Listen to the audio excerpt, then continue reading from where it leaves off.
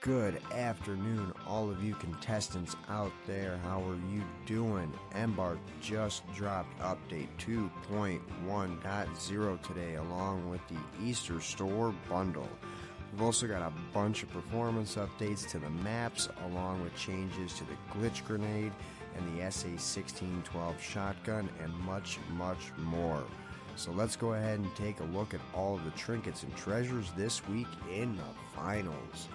Players will now be able to select the map when starting a private match. You'll no longer be stuck trying to join the game server after leaving the private lobby.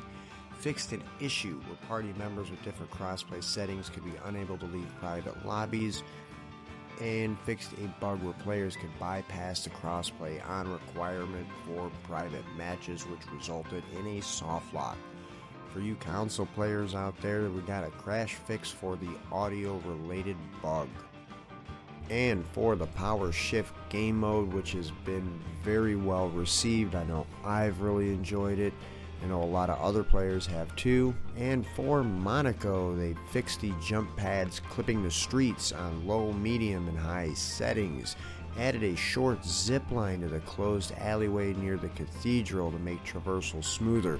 I am never going to complain about adding new ways to move around the map, making traversing the map better.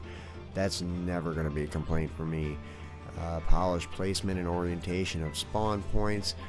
In the Skyway Stadium, they added a jump pad outside the construction spawn area, which is great because that place was always kind of just, I don't know, it felt uncomfortable to try to travel around.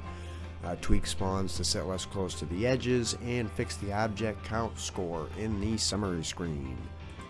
Up next are the map changes. Performance and polish on Cis Horizon, and adjusted the collision on the ceiling blocker to prevent players from getting stuck above the library when using the gateway gadget.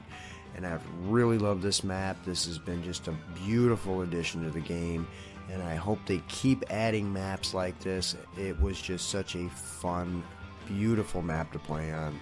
Moved a spawn location in the corner of Monaco near hotels that was creating imbalanced scenarios in some game modes, and fixed the incorrect and missing destruction effects on trees, fences, and multiple assets. And our favorite section of the updates, the weapons and gadgets. Fixed a bug with inconsistent damage when multiple explosives were triggered at the same time by C4s and breaching charges, as opposed to the multiplied melee damage. That's awesome. They've also fixed the recoil on the burst weapons. Gateway ammo not being properly refunded when you throw it into an APS turret. Fixed some hovering objects after transmutation, and the transmutation on friendly carryables. So again, more zipline behavior to better match the intended exit point and direction of the player. That's always good. I'm glad to see they're working on the movement mechanics of this as well as the gameplay mechanics. And my favorite, the dematerializer. They improved the ability to dematerialize and rematerialize objects when multiple objects are close to each other. That's great, because from time to time that seemed a little wonky, and I'm glad they've kind of like heightened that one up, because that's going to really make things more fun the more they improve that weapon. I'm a big medium class player, so that's a big one for me. And this is the best one of them all. Removed the ability to equip the mesh shield during defib revive. That bug was just so broken and irritating. I'm glad that they have gotten that fixed. For the cosmetic updates, they've updated the shoulder length hairstyles to avoid clipping, and fixed the oversized aura of sweater to prevent the sleeves from blocking while aiming down sights. For the UI improvements, social syncs will not be excluded if a user is already logged in. Fixed a bug that would cause carryable objects to weigh more if they had an active ping marker. Fixed incorrect text on certain contracts and the overflowing text in the item tutorial videos. And they fixed the seek to start time not working with the audio, and corrected the audio for the season vignette.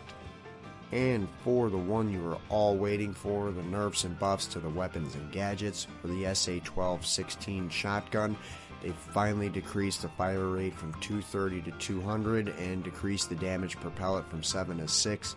I'm glad. I know some of you guys are going to be upset about that, but for heavies, I've noticed that that has been getting very abused lately, and I'm glad to see that that's been nerfed down a little bit. For the glitch grenades and the glitch traps, we're getting a big buff on this one. Changed it so that they impact when they hit mesh shields and dome shields, but they'll still bounce on other surfaces for the grenades. And for the traps, they'll be able to trigger on impact when they hit mesh shields and dome shields, which that's going to be fun to see because that's going to add like a great counter effect to heavies. So that's going to bring a cool mechanic to the game. I'm really excited for that one. Last but not least are the security update features. They've improved the prevention and detection system and added ban progression with a 3-strike system. Glad to see that they are trying to keep a containment on aimbotters and wall hackers and not let this turn into an Apex Call of Duty situation. Thank you all for stopping by and watching the video. I really hope you enjoyed the content. Leave a comment down below about what you liked or what you don't like about the new update and what you're hoping to see from Embark in the future. And I will catch you guys all in the finals.